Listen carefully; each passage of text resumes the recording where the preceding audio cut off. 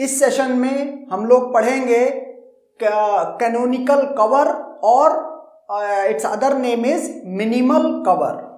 Okay, तो जैसा कि हम ऑलरेडी डिस्कस कर चुके हैं कि जब एक रिलेशन मीन्स डिजाइन होता है, ओके, जब एक ER मॉडलिंग में जब उसको रिलेशन में कन्वर्ट करते हैं तो उसी समय उसके स्कीमा में क्या फंक्शनल डिपेंडेंसीज होल्ड करेंगी, मीन्स क्या कंस्ट्रेंट होंगी कि किस तरह से डेटा फिल किया जाएगा टेबल में। ओके, ये फंक्शनल डिपेंडेंसीज डिसाइड होती हैं। ओके, अब कहता है कि जब इस टेबल में या रिलेशन में जब डेटा फिल किया जाएगा तो कहता है आफ्टर ईच इंसर्ट, डिलीट और अपडेट डेटाबेस की कंसिस्टेंसी चेक की जाएगी। ओके, मीन्स ये चेक किया जाएगा कि वो अपडेट करने के बाद या इंसर्ट करने के बाद या डिलीट करने के बाद डेटाबेस की अभी भी कंसिस्टेंट है या इनकंसिस्टेंट स्टेट में चला गया डेटाबेस। ओके, तो कहता है कि अगर नंबर ऑफ फंक्शनल डिपेंडेंसीज जो कंस्ट्रेंट्स हैं ये फंक्शनल डिपेंडेंसी की फॉर्म में, अगर ये नंबर में ज्यादा हुई तो चेकिंग में ज्यादा टाइम लगेगा। ओके, और अगर ये कम हुई तो ये चेक करने में कम टाइम लगेगा, तो DBMS की जो ओवरहेड है ये रिड्यूस हो जाएगी। ओके, तो अब यहीं पर ये कॉन्सेप्ट आता है मिनिमल कवर या कैनोनिकल कवर का, कि जो मीन्स जो टोटल फंक्शनल डिपेंडेंसीज गिवन हैं या होल्ड कर रही हैं ऑन सम रिलेशन, तो उनको क्या किया जाए, मिनिमल कर दिया जाए। मतलब अगर उसमें कोई भी एक्सट्रेनियस FD है तो उसको हटा दिया जाए। ओके, तो इस तरीके से DBMS की ओवरहेड कम हो जाएगी। ओके, तो ये कॉन्सेप्ट है मिनिमल कवर का। ओके, अब एक पॉइंट है, सपोज करो कि एक आपको स्कीमा गिवन है, उस पर होल्ड होने वाली फंक्शनल डिपेंडेंसीज गिवन है। ओके, और आपने मिनिमल कवर निकाला, मीन्स उन फंक्शनल डिपेंडेंसी में कौन सी फंक्शनल डिपेंडेंसीज हैं जो हर हाल में होंगी ही होंगी।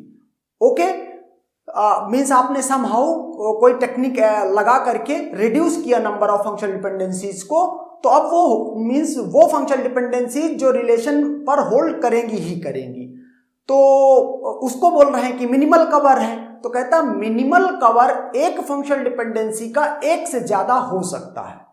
ओके, मींस सेम एक ही स्कीमा पर होल्ड होने वाली फंक्शनल डिपेंडेंसी का लेट से कि जो फंक्शनल डिपेंडेंसी का सेट है, लेट से कि वो F है। ओके, तो कहता है जो मिनिमल कवर होगा वो F1, F2, F3, एक ही F के 3 ये कवर हो सकते हैं मिनिमल कवर। ओके, इसका मतलब है कि ये यूनिक तो नहीं होता है। ओके, अब जो F1, F2, F3 जो 3 मिनिमल कवर आपने एक ही स्कीमा की जो फंक्शनल डिपेंडेंसीज थी F, उनके लिए निकाल दिया, तो इनके बीच में रिलेशन क्या है। कहता तीनों जो मिनिमल कवर निकल के आए हैं F1, F2, F3, they all are equivalent sets. Okay, और इक्विवेलेंट सेट का कॉन्सेप्ट आप जानते हैं कि अगर दो FD सेट हैं F और G, और आपसे कहा जाए कि क्या F और G इक्विवेलेंट हैं, तो कॉन्सेप्ट क्या था, आपको क्या कर देना है, आपको ये मीन्स प्रूफ कर देना है कि F is cover of G and G is cover of F, both at the same time. Okay, तो ये तो हो गया इसका concept. Now the next question is how to find minimal cover और कैनोनिकल कवर। तो 3 स्टेप हैं इसमें। पहला स्टेप है convert the FDs in canonical form. Canonical form का मतलब क्या है कि अगर सपोज करो कोई इधर ये फंक्शनल डिपेंडेंसी इस तरह से है, अल्फा डिराइव्स A, तो मींस कॉन्सेप्ट है कि RHS is single attribute only. Okay, जैसे यहां पर अभी तो मैंने ए बी कर देता हूं, तो इसका मतलब है आप क्या कर दोगे, alpha determines A and alpha determines B, आप इस तरह से इसको कर दोगे। ओके, ये हो गया, पहला स्टेप पूरा हो गया। RHS का मतलब बीटा वाली साइड, अगर अल्फा टू बीटा होता तो बीटा वाली side. Okay, step 2, remove redundant attributes from LHS of an FD। मतलब अब जो ये एफडीज ये कन्वर्ट हो गई हैं, स्टेप 1 का जो मींस आउटपुट है उसमें हर एक एफडी को आपको चेक करना है कि उसका लेफ्ट साइड जो है उसमें एक्सट्रेनियस एट्रीब्यूट्स तो नहीं है, अगर हैं तो उनको रिमूव करना है। Okay, and step 3 is remove redundant FDs. Step 3 में अगर कोई एफडी एक्स्ट्रा है ओके तो उसको रिमूव कर देना है। एंड आफ्टर स्टेप 3 जो फंक्शनल डिपेंडेंसीज बचेंगी वो क्या है, वो है हमारा answer, that is minimal cover और कैनोनिकल कवर। ओके, तो अब इसको एक एग्जांपल के थ्रू देख। So the example is this one, consider the schema R, the functional dependency set F is holding on R. तो ये फंक्शनल डिपेंडेंसी का सेट है। ओके, कह रहा है, क्वेश्चन है find minimal cover of F. Okay, तो आपको क्या करना है, स्टेप 1 में मेक ऑल एफडीज इन कैनोनिकल फॉर्म। इसका मतलब क्या हुआ कि आरएचएस जो है एफडी का वो सिंगल एट्रीब्यूट होना चाहिए। ओके, तो जैसे यहां पर ए डिटरमाइंस बी, तो बी ऑलरेडी सिंगल है तो एज इट इज लिखा हुआ है। A B determines C, okay, already C single attribute है, एज इट इज लिख दिया। डी डिटरमाइंस ए सी, ये देखो ए सी क्या है, ये कैनोनिकल फॉर्म में नहीं है, तो हमने इसको क्या कर दिया, इसमें डिकम्पोजिशन रूल लगा करके D determines A, D determines C canonical form में कर दिया। And last one D determines E, ये हमने लिख दिया और स्टेप 1 पूरा हो गया। स्टेप 2 क्या है, स्टेप 2 में आपको रिडंडेंट एट्रीब्यूट रिमूव करने हैं from LHS of FD. Okay, so अगर देखें रिडंडेंट एट्रीब्यूट की मैंने कंडीशन क्या बताई थी कि अगर functional dependency alpha two beta है और अल्फा साइड में अगर अल्फा मॉड ऑफ अल्फा 2 या 2 से ज्यादा नहीं है, ओके, 2 और ग्रेटर देन 2 नहीं है, तो फिर उसमें रिडंडेंट एट्रीब्यूट पॉसिबल नहीं है। ओके, तो अब 2 केवल एक ही एफडी है जिसमें एलएचएस में जो टोटल एट्रीब्यूट्स हैं वो 2 हैं। Okay, that is this second FD, A B determines C, बाकी किसी भी एफडी में रिडंडेंट एट्रीब्यूट नहीं है। ओके, तो मैंने इस एफडी को ए बी डिराइव्स सी, इसको ये लिख लिया। ओके, अब मैं इसमें चेक करूंगा कि इसके एलएचएस में कोई रिडंडेंट एट्रीब्यूट है या नहीं है।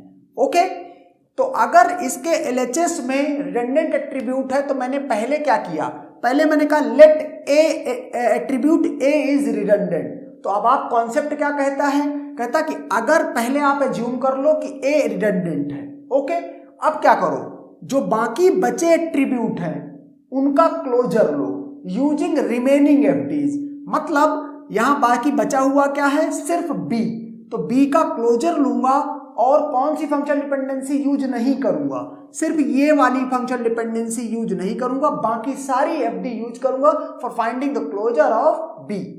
ओके, तो मैंने रिमेनिंग एफडी से क्लोजर निकाला तो मुझे बी में सिर्फ बी क्लोजर मिला। अगर यहां पर ए, ये वाला एट्रीब्यूट ए मिल जाता तो मैं बोलता कि ए इज रिडंडेंट एट्रीब्यूट। क्या कहा, A is not redundant since A is not present in closure, okay, closure of B। okay, तो ये रिडंडेंट नहीं है। अब रिडंडेंट नहीं है तो रिमूव नहीं किया जा सकता है। अब क्या चेक करूंगा, इसको मैंने छोड़ दिया। अब let B is redundant, B को चेक कर ले। अगर बी रिडंडेंट है तो क्या करेंगे, जो बचा हुआ एट्रीब्यूट है यहां पर जितने भी हैं उनका क्लोजर लोगे using remaining FDs. Remaining FDs में कौन सी एफडी छोड़ दोगे, सिर्फ ये एफडी। ओके, क्योंकि इसी पे ऑपरेशन परफॉर्म हो रहा है। तो अब अगर ए बचा हुआ यहां पर है ए का क्लोजर निकाला, रिमेनिंग एफडी से क्लोजर आता है ए बी, चूंकि इसके क्लोजर में बी प्रेजेंट है। ओके, इसके जब आपने बी को कहा था कि रिडंडेंट है, रिमेनिंग यहां पर जो एट्रीब्यूट्स हैं उनसे आपने क्लोजर निकाला, अगर उसके क्लोजर में बी प्रेजेंट है इसका मतलब है कि बी इज रिडंडेंट एट्रीब्यूट। क्या, since B is present in closure. Okay, so remove it. अगर ये रिडंडेंट है, एक्स्ट्रा है, तो आप क्या कर सकते हो, इसको रिमूव कर सकते हो। द रिजल्टिंग एफडीज, मैंने इस बी को रिमूव कर दिया तो ए डिटरमाइंस सी, ये एफडी बन गई। ओके, अब यहां से जो ये एफडी है ये क्या बन चुकी है, ए डिटरमाइंस सी। तो बाकी मैंने सारी एफडीज लिख दी और जो ये सेकेंड एफडी है इसको मैंने ये लिख दिया उसकी जगह पे। ओके, अब आप क्या कहोगे, अब एक एक एफडी को पिक करोगे और मींस थर्ड स्टेप क्या है, रिमूवल ऑफ रिडंडेंट एफडीज। तो मैं इसमें क्या करूंगा, पहली एफडी को पिक करूंगा और इसमें क्या चेक करूंगा कि क्या ये रिडंडेंट एफडी है। तो कॉन्सेप्ट क्या हुआ करता था, कहता था कि जो एफडी का एलएचएस है दैट इज ए, आप क्या करो उसका क्लोजर निकालो यूजिंग रिमेनिंग एफडीज, यहां से यहां तक। इस एफडी को यूज नहीं करोगे, ए डिटरमाइंस बी को। तो ए प्लस में क्या आता है, ए प्लस मतलब ए के क्लोजर में क्या आता है, ए और सी। अगर यहां पर बी आ जाता तो आप बोलते कि ए बी क्या है, रिडंडेंट एफडी है। ओके, लेकिन यहां पर बी नहीं आया, इसका मतलब यह हुआ कि ये रिडंडेंट नहीं है। ओके, अब चूंकि रिडंडेंट नहीं है तो आप डिलीट नहीं कर सकते। Now check for A determines C. Okay, अब ए डिटरमाइंस सी के लिए क्या करोगे, again you will compute A plus. Okay, LHS जो है उसका निकालेंगे आप, क्या एलएचएस का निकालेंगे closure. Okay, using remaining FD, मतलब ए डिटरमाइंस सी, इसको आप टच नहीं कर सकते, ऊपर वाली ये और बाकी बची तीन ये, उनमें से। तो इस तरह से अगर मैंने निकाला तो यहां पर आया ए और बी, ए और बी के अलावा कुछ नहीं आया। अगर सी इसके क्लोजर में आ जाता तो मैं बोलता कि A determines C is the redundant FD, remove it. लेकिन ऐसा नहीं हुआ एंड देयरफॉर ये कहेंगे कि ये रिडंडेंट नहीं है। ओके, नाउ डी डिटरमाइंस ए, तो आप क्या करेंगे, डी प्लस निकालेंगे यहां पर। अब जब डी प्लस निकाला तो डी प्लस निकालेंगे यहां से, तो अब ये तीसरी एफडी को चेक कर रहे हैं आप, तो डी डिटरमाइंस ए को छोड़ करके बाकी सारी एफडीज आप पिक करेंगे। तो यहां से मुझे मिलता है डी, इसके क्लोजर में क्या, डी, सी और ई। ओके, तो यहां से मैंने क्या देखा कि चूंकि इसके क्लोजर में ए नहीं प्रेजेंट है एंड देयरफॉर ये भी रिडंडेंट एफडी नहीं है। Okay, now check for the fourth one. क्या करेंगे, इसका क्लोजर लेंगे, रिमेनिंग एफडीज को, इसको डी डिटरमाइंस सी को छोड़ करके, तो यहां से क्या मिलेगा, डी डिटरमाइंस ए ई, और ए क्या डिटरमाइन कर रहा है, ए बी और सी को भी डिटरमाइन कर रहा है, तो यहां बी और सी भी आ जाएगा।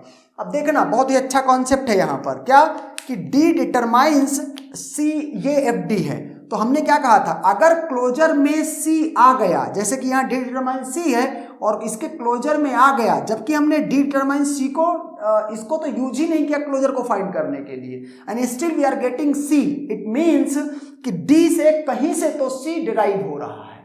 ओके, इसका मतलब है ये क्या है, ये है redundant FD, remove it. Okay, now अब जब चूंकि ये रिमूव इट, तो इसका मतलब ये अब है ही नहीं। ओके, ये है ही नहीं एफडी। अब यहां से क्या कर रहे हैं, डी डिटरमाइंस ई को चेक कर रहे हैं। अब जब फिर डी डिटरमाइंस ई को चेक करेंगे तो क्या कहेंगे कि ये एफडी यूज नहीं करेंगे, बाकी तीन एफडी बिगिनिंग की यूज करेंगे, क्योंकि चौथी तो डिलीट हो चुकी है। ओके, और यहां से इसको मिलेगा सिर्फ डी, सॉरी डी मिलेगा और मिलेगा इसको ए। ओके, चूंकि इसके क्लोजर में ई नहीं प्रेजेंट है, इसका मतलब D determines E is not a redundant FD. Okay, so the resulting FDs are, ये तीन ये और चौथी ये, A determines B, A determines C. आप चाहो तो यूनियन रूल अप्लाई कर दो, तो एक एफडी मिल गई क्या, ए डिटरमाइंस बी सी, और दूसरी क्या मिल गई, D determines A, D determines ई, तो दूसरी मिल गई डी डिटरमाइंस ए और ई। ओके, तो इस तरह से इसको कैनोनिकल कवर को एफ और सी, ये सब्सक्रिप्ट में सी लगाया जाता है, सी का मतलब कैनोनिकल कवर।